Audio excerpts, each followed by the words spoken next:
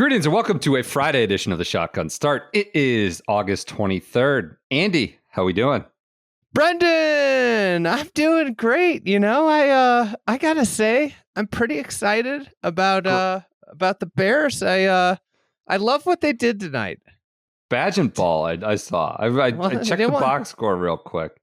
It's badge and ball against somebody that's not Patrick Mahomes for the Chiefs. So that's kind of a downer, but that's what the preseason exhibition season. They don't want to tip their cards. You know, they showed enough. They don't want to show everything number 18 can do.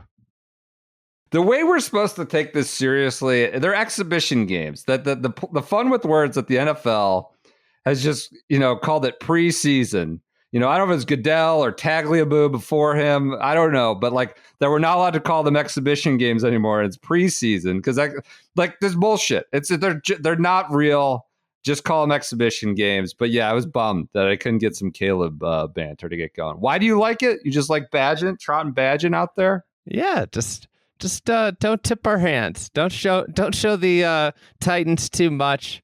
We're gonna just hit the season rolling. Is that your opener? What? The Titans? Yeah, Titans. Titans, oh, God, yeah. That's like number one at Riviera. A nice little soft handshake. That's fabulous. Start to the season. I love that. One of the virtues of being bad is you get the easy schedule. Oh, as a Browns fan, tell me. I'm familiar. That's great. Allegedly. Got a couple big games circled, but for the most part, it's pretty soft. Manageable. Pretty soft. Manageable. All right. Well, hey, did you hear? You probably haven't heard this. I probably am the only one that's heard this because it's derailed my weekend plans. Yeah. We were gonna go hike in or camp in the high Sierras, above Yosemite. Why would I have heard about anything that you're about to talk about? With the high it's gonna Sierras? Snow there. It's gonna snow there, and it's a freak snowstorm. Oh wow! So we had to cancel. Crazy. Had to cancel. You're out. Yeah, it's going to be low of 12. We should do it. Is that build character? Do you think that's a good way to get your 4-year-old into camping? Daughter just turned 4, so we're going to throw you right in the deep end. Let's build some character. Start out hot. It's like a guy that takes their 3-year-old out for 18 holes the first time on a golf course. Yeah. I don't understand why my kid doesn't like golf. We're hitting cups, son. Oh God. Yeah, that's good. I got a lot of corroboration from several lobbyist friends in Chicago that the Bears are nonstop right now. They're there. They're watching the local news. They're consuming it. All the friends are, when they're not on the golf course, for quote unquote work, they said it's nonstop Bears coverage in Chicago this week. So they're building up. You got 2 lackluster baseball teams that are helping that. Lackluster's kind of too generous for whatever's going on. It's the White Sox. I mean, the Cubs are mediocre. Yeah, the White Sox are downright awful. Oh, yeah. Yeah. Oh, speaking of NFL, the Reinsdorfs shouldn't be allowed to own any franchise anymore. All right, here we go with this. Speaking of NFL Minute here, I got a ridiculous email today. Sports Minute. I got a ridiculous email today. I don't know if it's targeted. I'm on some list. People sign me up for lists all the time. I got added to the cliques list, things like that. I get this email. It says, Browns versus Jaguars in a round at TPC Sawgrass, your ultimate away game experience. Marketing. Man. I said, we got to get you in that. The ultimate Jacksonville experience. Book your tee time today. Browns fans, as you head to Jacksonville to cheer on the dog pound. So this must be via, I don't know what, the Browns? How do they know I'm a Browns fan? Did they share? TPC network? I don't know. It's from the TPC network. Why not elevate your trip with a round of golf at TPC Sawgrass? Stadium? No. Dyes Valley Course. 20% off greens fees, parentheses, based on dynamic pricing. So might not be 20% off, which is it or is it not? You know what it is? What it is it's 20% off the dynamic price that's 20% higher. Well, what is that parenthetical? 20% off greens fees based on dynamic pricing at Dyes Valley. Absolutely not the stadium course. You will play full boat for that if you want to play. When did they go? When's the date? What's the date? I don't even know. I don't know when they're on the schedule. They didn't even mention that in the email. I feel like that's kind of important. It's not mentioned anywhere. Like, I don't know the schedule off the back of my hand. $40 rental clubs, which is $45 in savings. They said $40 rental clubs. Like, great. Wait, this is where I'm going. What if you bring your own clubs? I think you don't get the great deal for you don't get the Browns TPC Dyes Valley deal that you want. So how many rental clubs do they have? Are they ready for a full tee sheet of rental clubs? I don't. You get $45 off though if you don't want to travel your sticks. When's the game? It's only week 2, so you're cruising. September 15th. September is a terrible time. I don't want to go to Florida. Yeah, I don't. I love. It's probably starting to turn here. I don't need to go down. Anyways, I got that email. I was just perplexed. I'm surprised they didn't throw in a free meal at that mid-level taco place that everybody thinks is the best place in the world down there. Those are fighting words. I mean, Taco Lou. Yeah, it's fine. It's tacos. It's like tacos. Well, you know what, Andy? When people get this regionalism about them, and you probably have some overrated pizza joint or burger joint that you think is better, and someone from out of town is just like, all right, it's a hamburger, but you grew up with it and you have some, regional pride in it. So, that was my NFL sportsman. I think there are some Jaguar people that listen to the pod. They might be able to get you. They might be able to upgrade your experience if you bought that package to the stadium course. I feel like. I mean, we're talking not like I'm spending like $5,000 to go to the Jags Browns, like all in now. What are we getting to here with flights, hotels, tickets? Nobody's doing that. I get $45 off on rental clubs though. Thank you, and 20% off if the dynamic pricing, is not out of whack. So that's my NFL minute. Where do you want to go next? Should we talk? Can we start with? We have Brentley coming. Brentley Romine's over at plug my computer. Old course. Oh, you better. This is old school where we just die in the middle of recording and lose the whole file. We've managed to avoid missing the record button in a while, but this one would not be good. Plug that in right now. That's we got PJ. PJ's around to keep us in order now. We've had I don't know about that. I don't know if we've had any incidents since PJ's come on. He's had some challenges today. It took a while to get some files uploaded and things. But we have Brentley coming. He's at St. Andrews. You know what shirt PJ's wearing tonight? What's he got on? What? Mets? No, my 2024 Bethpage Black Ryder Cup. That's a collector's item. It's pre-COVID, baby. No world pandemic in my world. Yeah, we're a month away. Yes, hey, PJ, can I ask you a question? Sure. I don't mean to GM you. It's your podcast. Did you pay money for that? Yeah, I bought it at the PGA in 2019. 2019. I mean, you're now in with us. You're media with us. You're going to be overflowing with free shit like this. Don't pay any money for that ever again. I'll send you, I got extras. I think he got the, he understands. It'll be 4 sizes too big for you. But go ahead. He understands what the gig is like when he left the Echo House with 7 pairs of shoes first week on the job. Do not pay for any more Ryder Cup t-shirts. Might have to check an extra bag because of all the shoes he brought home. His feet got to feel lovely this summer in his Echoes. FedEx Cup, we got women's coming with Brentley, who's over there. Just a punishing day over there. I was going to say ball buster of a day, but that probably doesn't apply to the LPGA. An incorrect terminology, but a punishing day over at St. Andrews. I want to start with FedEx Cup Fact of the day. We have our leaderboard is Keegan Bradley, Mr. 50. He's our leader in Castle Pines. You know what he is? He's Mr. BMW away games. He's Mr. Western Open. When it goes to obscure locales like Philadelphia and now Denver. Aronimink. Yeah. I mean, well, he's one round in. Let's not get carried away. Let's not crown him. 66, 6 under. He's Mr. 50, snuck in, last man in, as Billy Boy, just so graciously announced to him over the phone call that was, done in front of a camera that's happened to be nearby, and became content. But he's Mr. 50.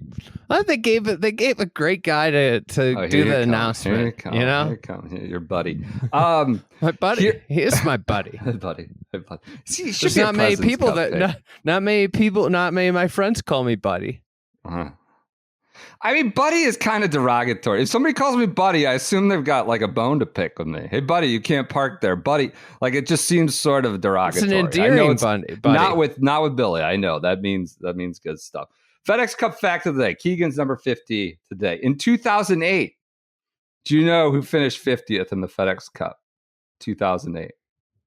2008, number 50. Keegan? No. Podrick Harrington. This comes via our friend Ross. This is a fact, not presumed. It's a fact of the day. I love that people are submitting FedEx Cup facts. The great thing about the FedEx Cup fact of the day, they're easy to come by. They're easy to uncover because nobody has ever cared enough to give FedEx Cup facts out. People don't care about them. We've been accused of being too negative lately, but I would submit that nobody talks about the FedEx Cup more than us. I think we are banner carriers for the FedEx Cup. Now, it may not always be in the TGL. Same with the TGL. It may not always be in the sort of light that the organizations would prefer, but we're talking about it, baby. 2008, Podrick Harrington finished 50th in the FedEx Cup. In 08, this is Andy's playoffs. This is what he wants. 08, he won the PGA. He was T5 at the Masters, T20 at the U.S. Open. In addition to that, he had a T3 at the Northern Trust, a T4 at the Zurich, and another T4 at the St. Jude. Some of his awards that year included PGA Player of the Year, PGA Tour Player of the Year, and European Tour Golfer of the Year. He finished 50th in the FedEx Cup playoffs. That's right. It's perfect. It's insane. FedEx Cup fact of the day. Here's how he did it. The best is you look at his career. The problem is that this has replaced the money list. The money list used to be this great marker of like, how did a guy do in a year? You can look through and you can see, you could chart his. Now Podrick Harrington has 50 in 08. Won the PGA, was like top 5 in every major, had 4 or 5 other top 5s.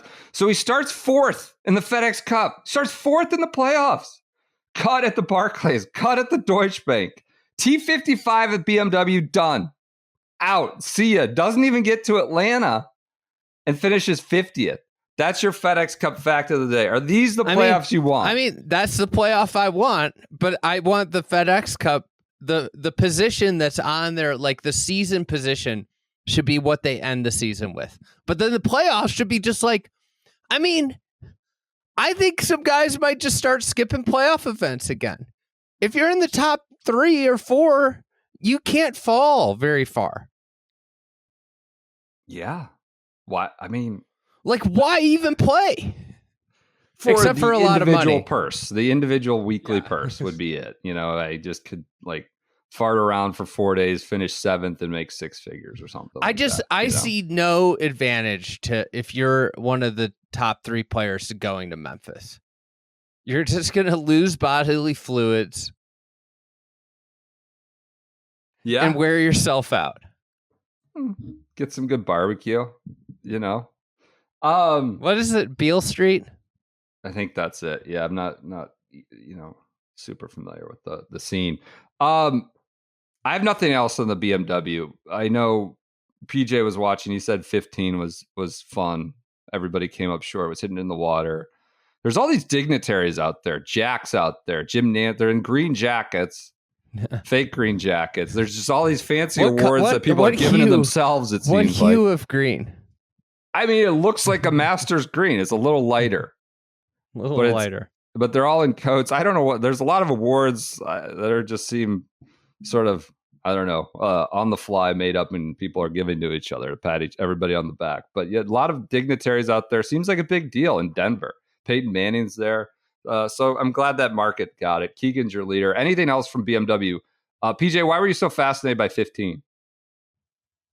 I just enjoyed seeing guys going into the water. I thought it was great.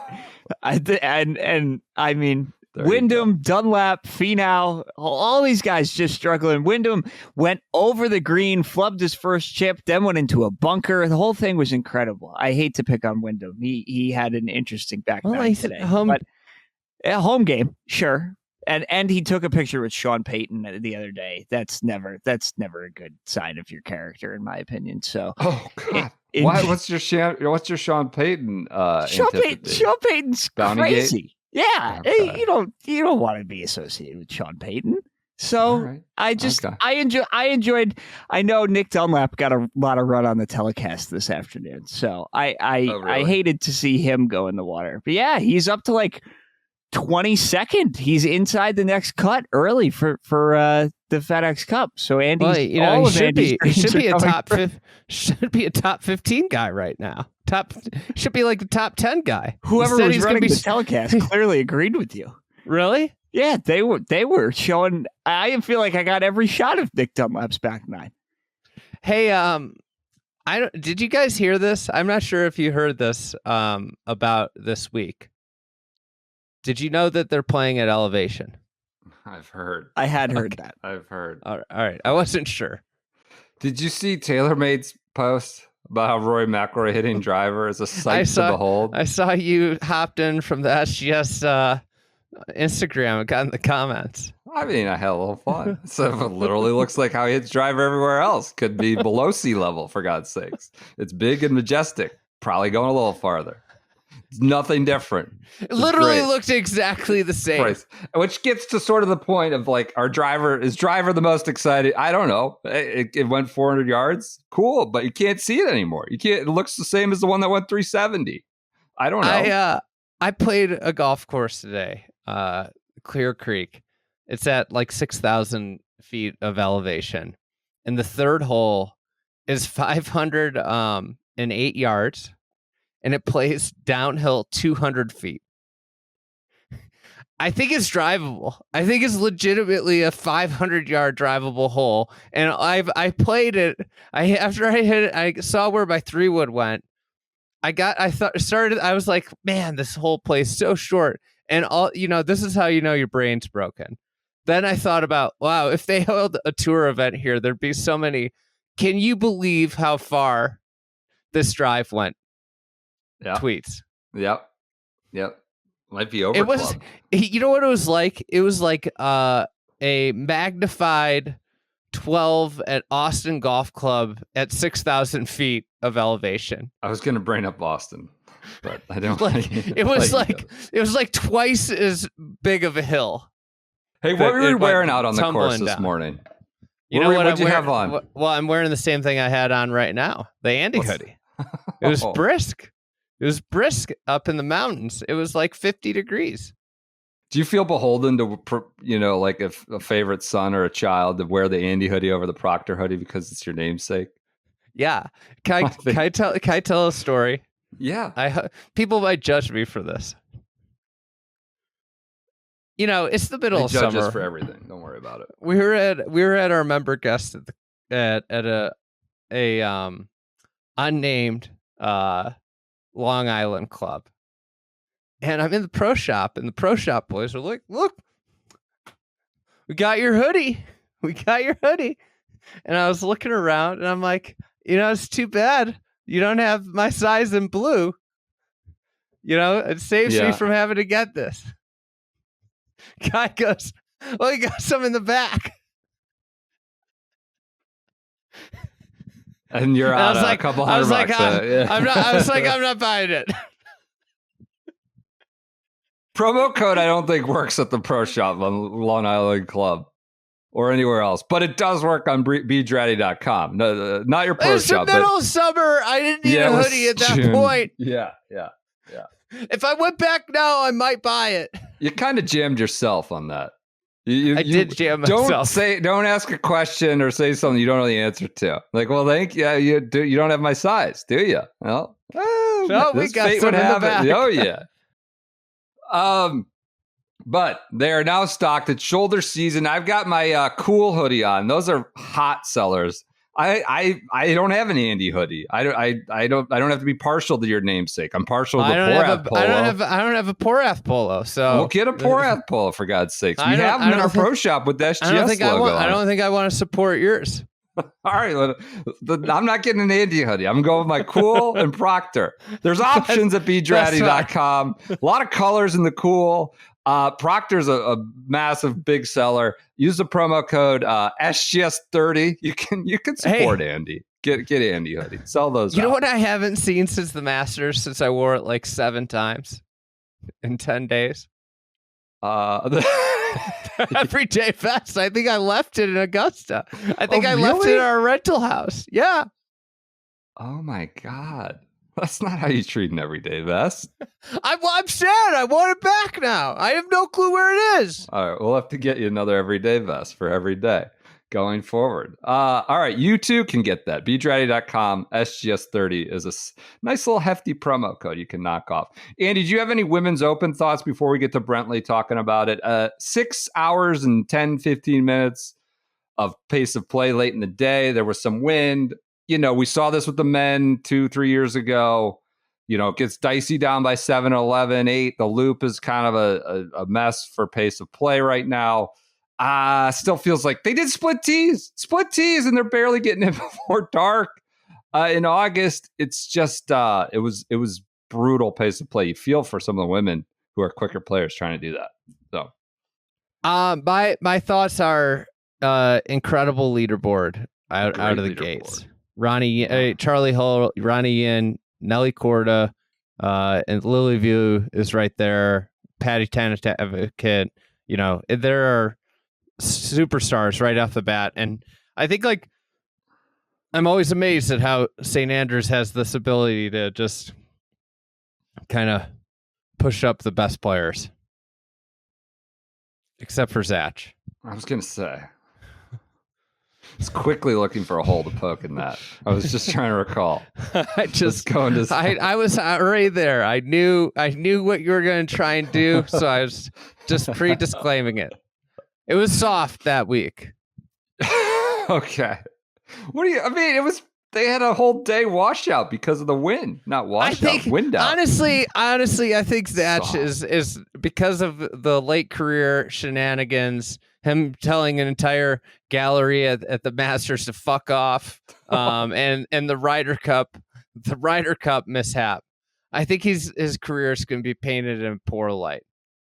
Yeah, it feels like that's sort of the narrative is taken root here in the I might become a Zach fan. I might see if he wants to watch some Iowa football together this fall. That's good. All right, I think that does it. Let's get to Brentley, who's in St. Andrews. Just brought him on. You know, I didn't know whether Andy was going to be bouncing around the forest in his Andy hoodie, but had talked to Brentley for 10, 15 minutes just about what he's seen over there. Some good nuggets, as always.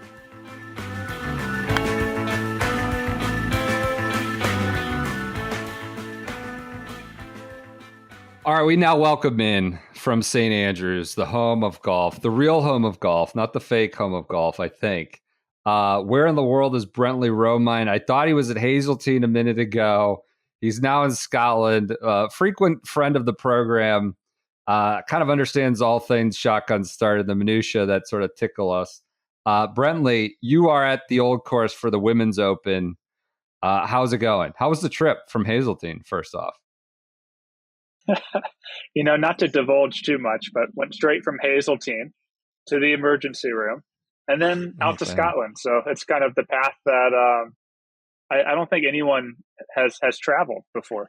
But yeah, I'm currently in a radio booth that I commandeered from the BBC Scotland. Don't have somebody bang on the glass.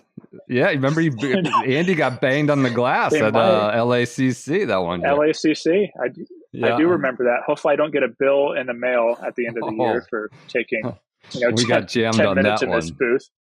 Nice little bill from IMG which, for having to, I definitely couldn't use this. So you scan this for your food. It's this key card thing, or a credential. Yeah. And they preload the money on it for those who don't know. And you know, I'm eating modestly. So I had bacon and eggs this morning with an orange juice. And then for lunch, I had a plate of chili, not a bowl of chili, a plate Media of chili. dining tales. All right. Yeah. And a Cadbury chocolate bar. And then I go into this afternoon to get a hot chocolate, and I don't have enough funds. So, I mean, that's I think They're it's first world media problems, but they got you on the dainty wayfish European diet over there. They can't be over. Can't come out of your shoes on that one. Very little I need portions. to find a coupon. Try to procure a coupon or something. From I fear this is what Augusta. Augusta might be going this route. As you know, Andy's yelling at guys taking sandwiches and jumping them in the cooler, just sweeping them off the shelf. There's got to be a middle ground between whatever's happening there and what the Augusta. The greed of Augusta, the media members at Augusta who kind of overdo it there. So, hey, no one's stealing the sandwiches from here, though. I mean, we have some odd choices. I mean, there's like cod and mayo. That little black thing. So, yeah, what's the little black hockey puck disc? Oh, you mean black pudding? That's not a sandwich. Yeah, it looks like a hockey pudding. puck. Yeah. If you go to a proper place that serves English breakfast, if you go to a proper place that serves English breakfast, it's not too bad. You put enough ketchup on it, and then you can get it down. All right. We got a little bit of a transatlantic Wi-Fi delay here across the ocean, but you've been out there this morning. Ruoning Yang is our leader at 4 under 68. There was some talk that might hold up in a big way, but she might be, 6 clear based on wins. And did she sneak in? Is anybody going to match that? Could anybody come close to that? We do have a couple 3 unders posted now. What's the early? So it's just a Friday check-in. We don't need to give you some holistic event, holistic big picture stuff yet. What's it been like? Some crazy weather. What's the scene on the ground? So my goal this morning was to get to the course at 7 a.m. for the first groups teeing off. And I mean, frankly, I thought the conditions were going to be a little worse. I thought it was going to be rainy and cold, but other than the wind, which was absolutely ferocious, it really wasn't that bad. But again, the wind, probably the windiest non-hurricane conditions I've ever been in. I know the Century, a few years ago, maybe 5-6 years ago, had some pretty crazy wind as well, but I mean, this is pretty bad. And I did hear an interesting saying. I guess it's proper Scottish speak to say it's not windy until the seagulls start flying backward. And as soon as I heard that, I immediately looked up, and about 30 seconds later, I see 2 seagulls, and they're taking flight and they're not going anywhere. So it was definitely windy. Balls were moving on the green. That area out there called the Loop. Hole 7 through 12, balls were moving, oscillating on the green. Players were hitting driver 3-wood into 1 green. That was pretty crazy. I saw Bronte Law hit the biggest poof ball I've ever seen on 5. It looked like a 9-iron. It sounded and looked like a 9-iron. But to her credit, the only reason I name her and bring it up is she made par.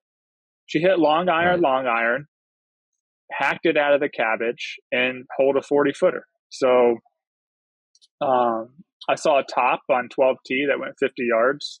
And so it was pretty miserable out there for 4 hours.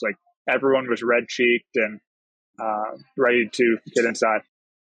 Yeah, I'm watching right now. Nelly Corda has the big mitts going on as we record this. With it, looks like hand warmers inside, the big mitts shaking it, just trying to stay warm, trying to stay loose. It sounds, there was lumber being hit into 1 at the old course, which, that's usually just kind of a little bunt iron, a little half wedge, but people are hitting lumber. Somebody would say that was a big Twitter catnip this morning. Someone had a wood or a hybrid out to hit into the first green at the old course, which is good. I'm curious about the birds almost as much as anything, because I know at the Open when we were there, that was dive bomb bird poop alley there, that those big the big grandstands behind the 18th and 1 first tee. Shackelford was like a real historian chronicler of this dynamic where the seagulls, maybe the wind is sort of is a benefit in that way to the onlookers, because you're just sitting targets for the blitzkrieg bird shit coming in there from the Seagull. So maybe in that way, the wind being blowing them off course is a good thing for the overall competition. What's our delay? Is it like 5 or 6 seconds? It's big. It's big right now. PJ's here producing, and this is just going to be a nightmare for him. Okay, I will try to give 5 to 6 seconds. This is totally on brand. But speaking of hand warmers, we had Dak Prescott out there. Julio Lopez Ramirez had the Mississippi State Bulldogs logoed quarterback. They call it like a quarterback sleeve or something that she had. Oh yeah, it wasn't even that cold. I mean, come on. Right, the muff, the muff thing, the hand warmer that you put around the belt. So, yep. Just ridiculous. She's out there, calling audibles on like 7 Green or something. But yeah, I mean, to be fair, like the conditions this morning were pretty brutal. They've been pretty brutal most of the day. Although, as we're talking, it's 6:50 local time, and it seems like the flags aren't quite whipping as much, so maybe a little scoreable, and we're seeing some players make a run. Nellie's playing well. Charlie Hull's playing well. As of now, she's tied for the lead. Georgia Hall played well this morning, I thought, wearing an AIG beanie, so she was definitely on brand there. Eagle the 9th hole, drove it to 20 feet, sunk the putt. You mentioned Ronnie Yin. It could just be me, but I didn't really find it too interesting or too amusing when she said that the only time she's played the old course is on a video game. I feel like that bit's kind of sailed. I mean, everyone plays video games. PJ plays video games. Right. Catnip. That is catnip. PJ, you play video games? Do you actually play video games? I do. My NCAA 25 dynasty, I'm taking Indiana to the promised land. I can't get the Syracuse job, but Indiana, I'm bouncing back for the Hoosiers. All right. Fascinating. Indiana football. Who would have thought? Only in the video game world. What's with the pace of play, Brentley? I'm seeing like crisscrosses at 11 and 7. There's just a lot of bodies that standing around, not moving, waiting for people to play. They went split tees. I wouldn't say where it's like we're playing in December here, but they went split tees to try and get it in. And it seems like they're going to push all the way as we record this now. It's like, 7 o'clock there, and you've got marquee groups kind of staggering home still, let alone people behind them. This is with split tees in 3. It just seems to be, and I know some of that's wind, or a lot of it may be wind, and the just dynamic of the course with some of the shared greens and a little bit of the loop nature. But where are we at with pace of play? Yeah, it's pretty bad, although, like you said, the wind is, I wouldn't want to be out there playing. And so it's hard to kind of criticize, but 5 hours, 30-ish minutes for the first groups. I would imagine it's been around that for much of the day. And I think at one time, according to Beth Ann's tweet, it was 4 groups waiting on 11T, the par 3. So, yeah, a lot of standing around. Gosh, she just said that the last group played their first 4 holes in 2 hours and 45 minutes. Yeah, that's a little bit unacceptable, I think. I think things need to be sped up. The RNA has, I think, done all they can. The greens are like carpet, basically. Like, they're pretty high. They're pretty soft-ish, so that the balls don't just roll off from the wind. So frankly, I don't think there's much of an excuse to play that slow, but certainly you don't blame them for not playing in 4.5 hours, because that would, I don't know. It's tough out there. Yeah, I think it's kind of embarrassing to have split tees and your push in August, like August 15th, August 20th, whatever it is, and you're pushing daylight. It's also 6,400 yards, Brendan. Right. That's fair. Cantlay's in Colorado talking about how they essentially have to walk 10,000 miles with all the walkbacks, and how the course has to be stretched out at elevation. This is not quite that in terms of walking time as much from tee to greens and walkbacks and things like that. But what other odds and ends you got? More. What other odds and ends you got from your notebook here after being there 2-3 days? Anything that's amusing you want to throw out there for the audience? Yeah. So Lynn Grant had some sort of collab Adidas clothing on. The boxing shoes, not really my style, but I was kind of digging the pink, like I don't know if it was cashmere or something like that. So I thought that was good, but the boxing shoes were. I don't know if I could go for that, but apparently they were really comfortable. And then the last nugget was I spent about 2 hours in the grandstand behind 11 and 7 green. And it's about 8 rows. It spans the length of about half of 11 green and all of 7 green. There were maybe 12 people in there this morning. And I was sitting up kind of toward the top. And these guys came in and sat kind of behind me in the top row. And it's blowing like 35 miles per hour and the gusts are like 45. And one guy says, oh, wait, I think maybe we chose the wrong seat. It's a bit windy. So they proceeded to move seats about, I think, 4 or 5 different times. They sat in 4 or 5 different seats throughout the grandstand. And then they finally just got up and left. So, I mean, maybe not hilarious, but I just found it kind of amusing. Yeah, pretty good. Pretty good. I love it. This has been a good watch. Good coffee golf so far. I wouldn't say, it's nicer to be home and watching in the warmth and not having to watch, wait 30 minutes to hit a tee shot on a certain hole. But it's good coffee golf so far. You got Charlie Hall just tied the lead.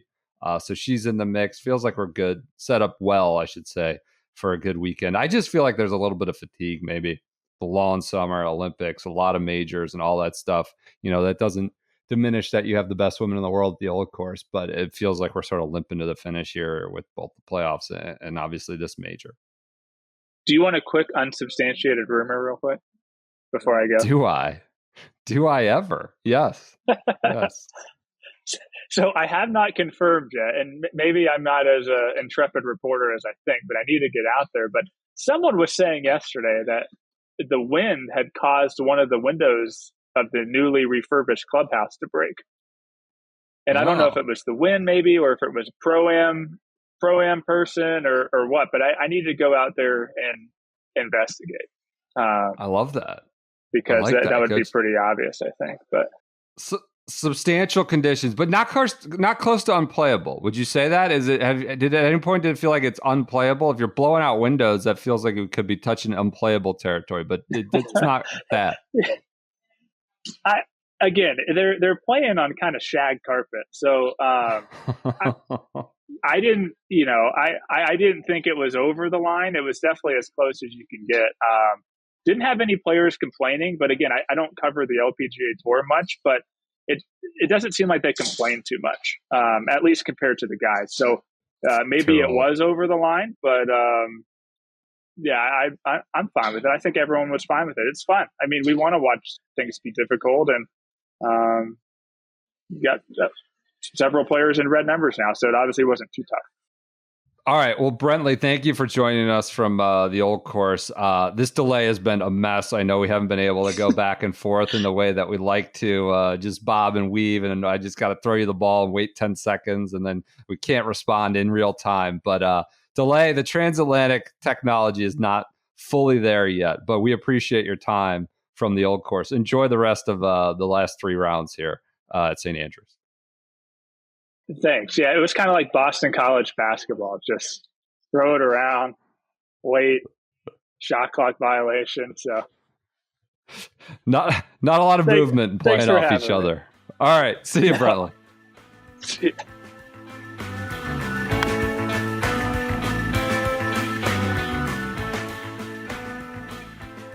All right, thanks to Brentley. We, follow his work here the next 3 days. Certainly, event of the year, as we termed it.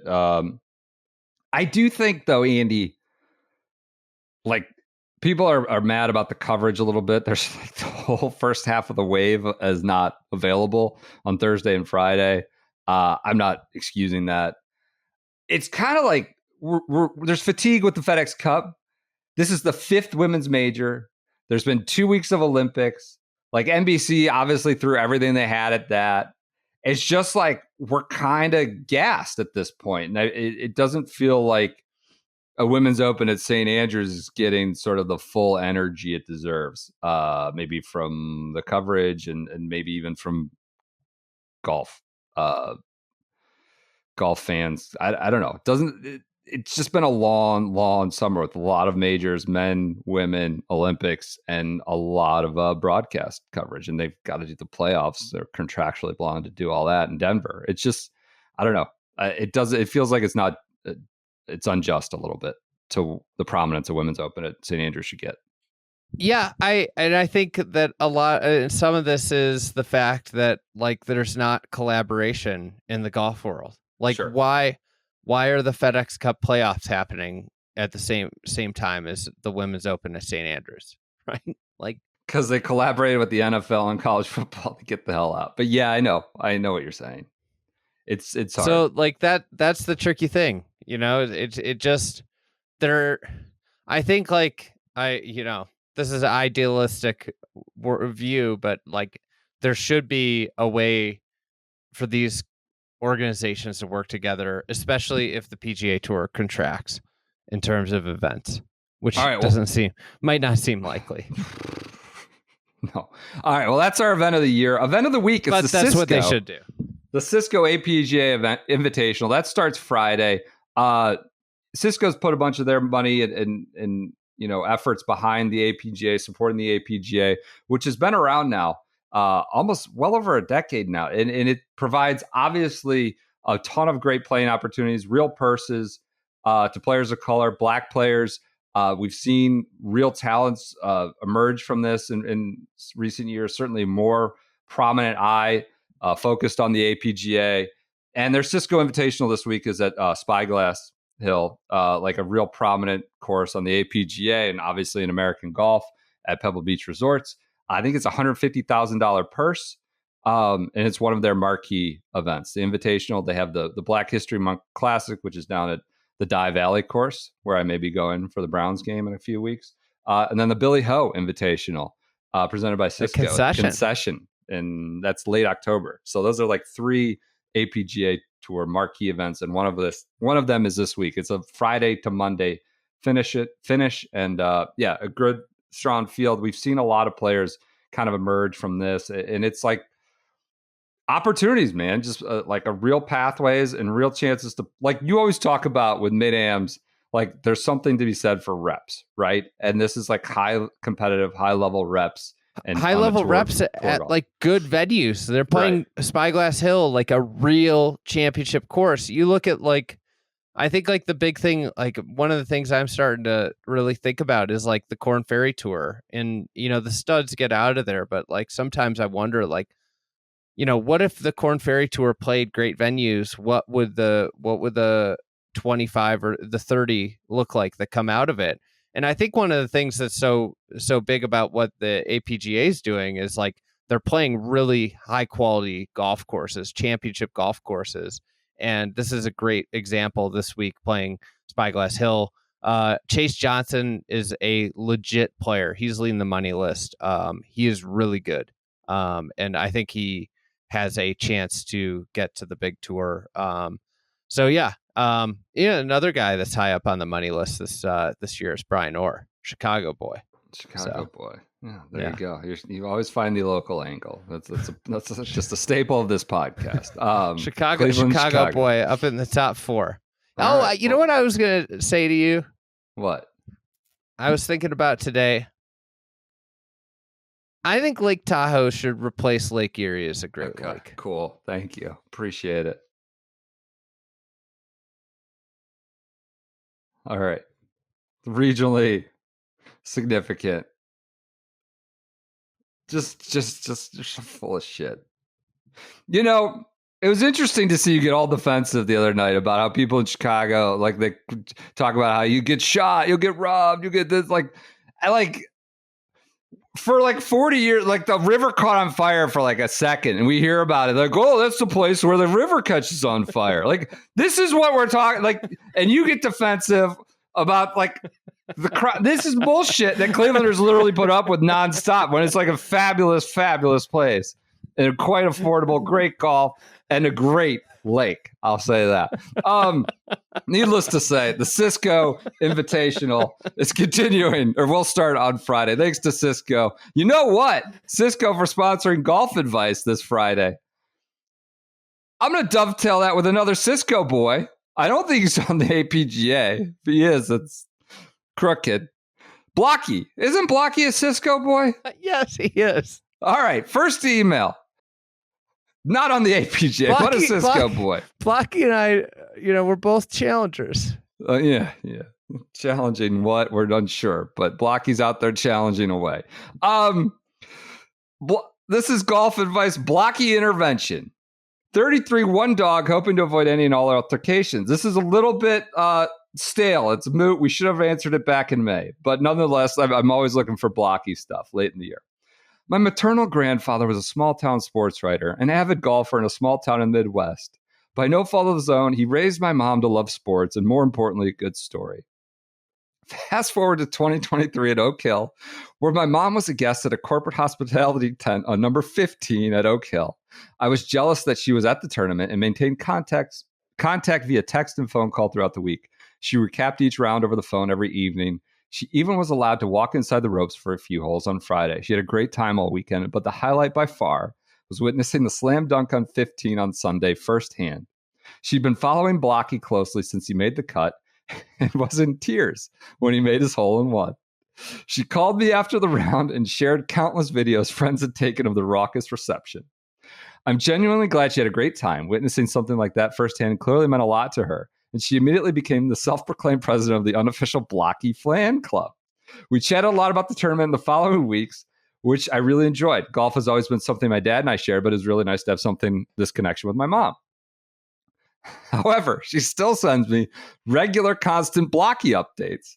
And I think it's kind of adorable that she gets such a kick out of it all, but I keep up with golf media, and the Blockie rhetoric has given me a pretty good chuckle for a while. Now, I got over it with the DJ Khaled shtick, and it just seems messed up. I don't have a heart to tell my mom that Blockie mania maybe had gotten out of hand. And then in February of this year, a coworker gifted her a personalized autographed Blockie Oak Hill flag, and the fervor was increased tenfold. My mom lives across the country. I don't get to see her as often, so it just so happens that she's flying out. They were going to watch the PGA together. But as a golf dork, I'll obviously watch tournament whenever possible, and Blockie makes the cut.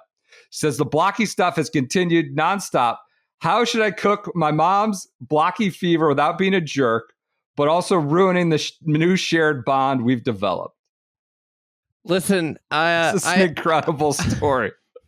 I have like some similar, maybe not like exactly this situation, but my grandma, who's 97, loves Jordan Spieth. Like, just loves.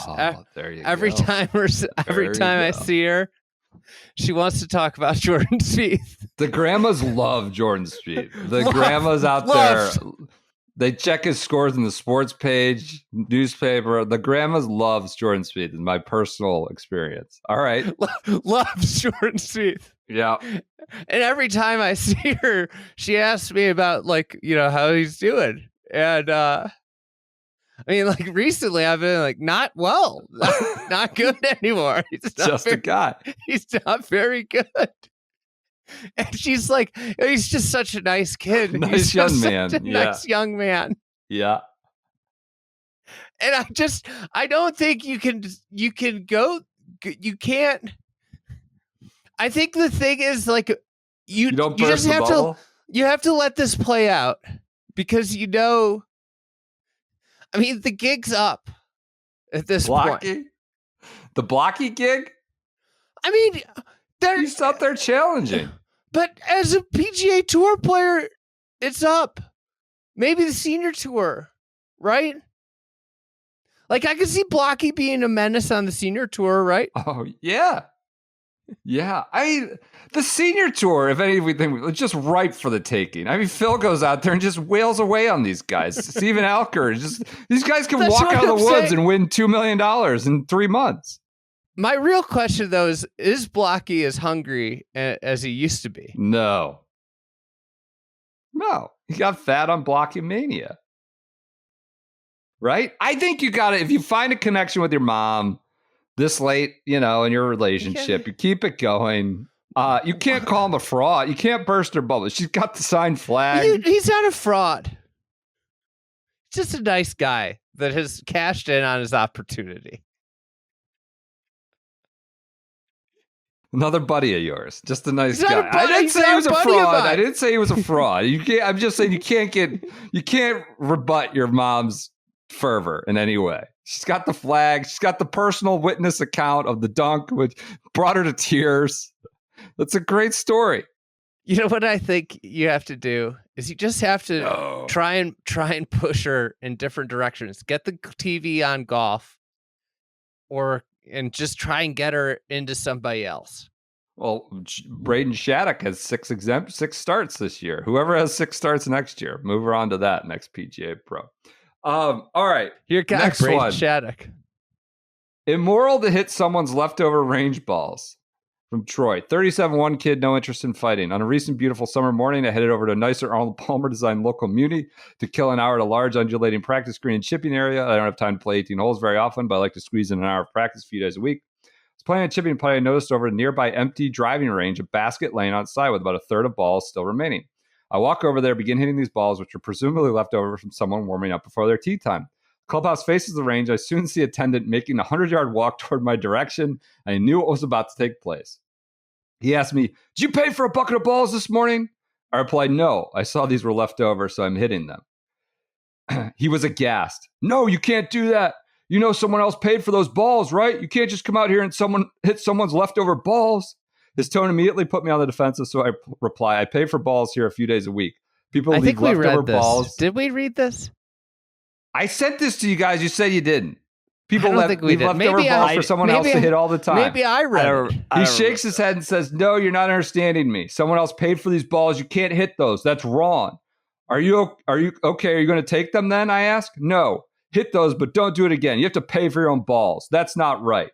Again, this is a muni course. It's private, isn't a private daily fee course where a business owner would conceivably be losing money. I don't see how anyone is really losing money. Private, public, or whatever. Nobody's losing. The balls are out. They're out. The balls are out of the barn at that point. Go hit them. So he says, "Am I wrong here? Is hitting someone else's leftover range balls wrong?" I think the answer is pretty succinct to this.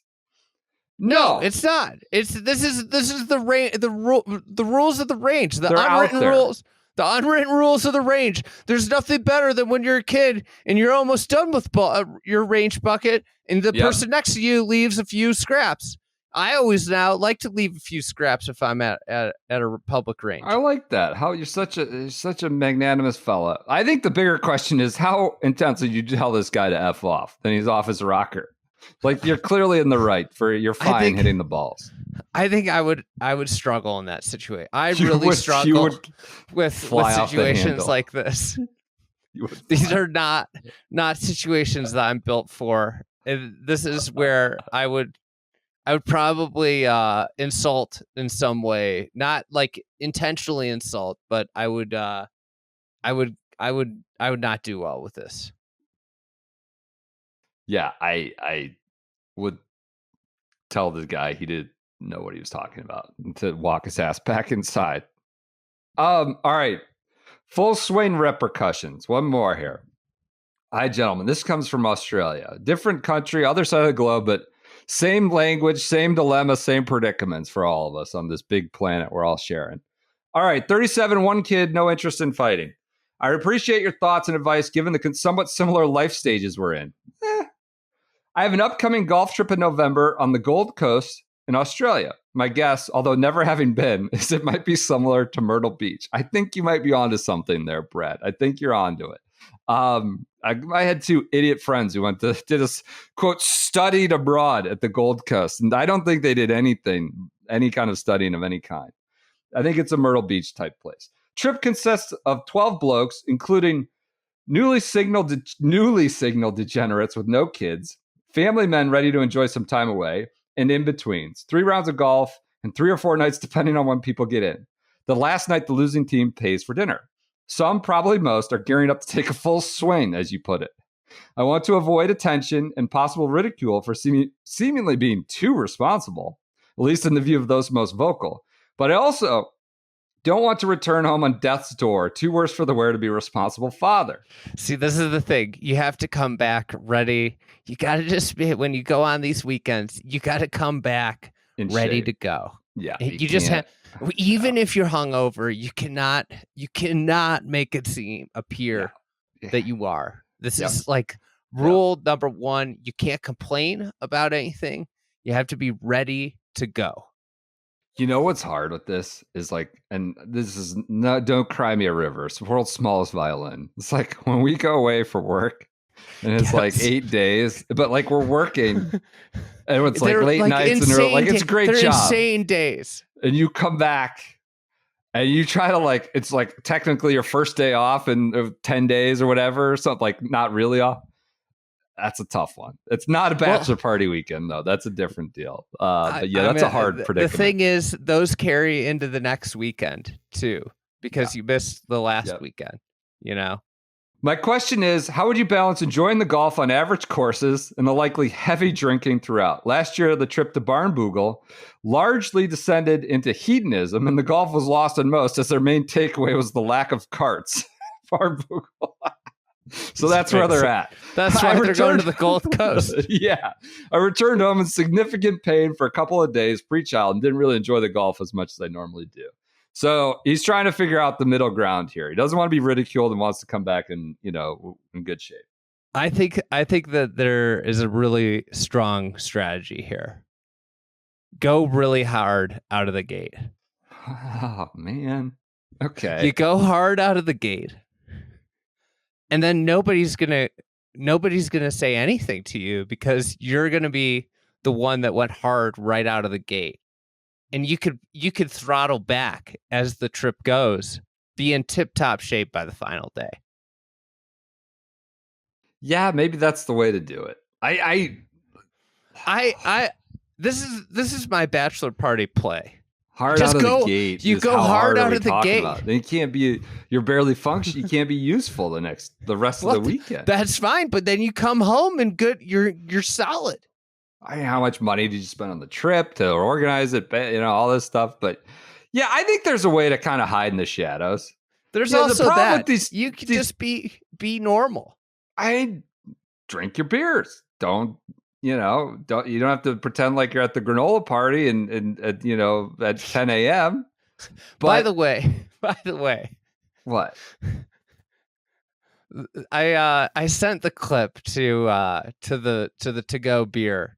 The gentleman that took the to-go beer. He stands by his decision to take the to-go beer. That's fine. I think he's my next door neighbor. Okay, well then I needed that context. Like if that's my good buddy and I have some real relationship and we can like bust each other's balls, like I'm good with that. Like if it's just a guy says I'm gonna take this beer to go, I was like put that what? But like if he's a close friend and we are on a certain level, I'm totally fine. Yeah, go take 6, take 4, whatever you want.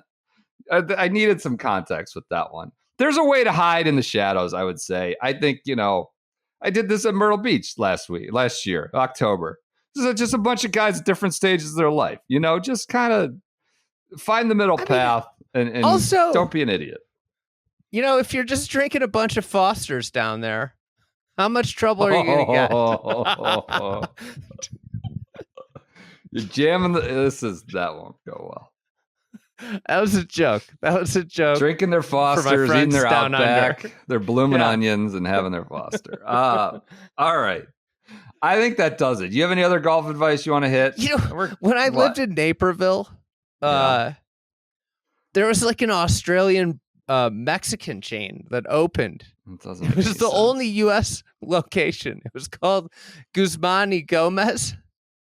It was terrible. What? It was so bad. I would imagine. But it was so weird. It's like, why is there an Australian Mexican chain opening in Chicago? Chicago's a depraved place, decadent and depraved. With a Great Lake. Unfortunately, Cleveland doesn't have a Great Lake anymore because it moved to Lake Tahoe. All right, I think that does it. I got a bunch more. We've got a lot of cart boy stories. Keep all the stories sending coming. them in. sgsgolfadvice@gmail.com. We'll keep hitting these, especially during the fall on Friday episodes. Maybe we'll just do all SGS golf advice. I think we're going to every now and then. We might have maybe even bring in a pro or somebody, I don't know, a caddy, somebody to join us for golf advice. We'll see what happens. All right, everybody enjoy your weekends. Thank you for your continued support of this silly podcast. We will be back with you on Monday to talk women's. What? PJ's jumping in. What? No, I was just saying number one. Silly podcast. It's number one. Oh, we're in the Mark Blackburn, subjective. Somebody thinks we're number one. All right, everybody, enjoy your weekends. We'll be back. Enjoy the Women's Open, BMW, whatever senior things going on at Warwick Hills. We'll talk to you on Monday.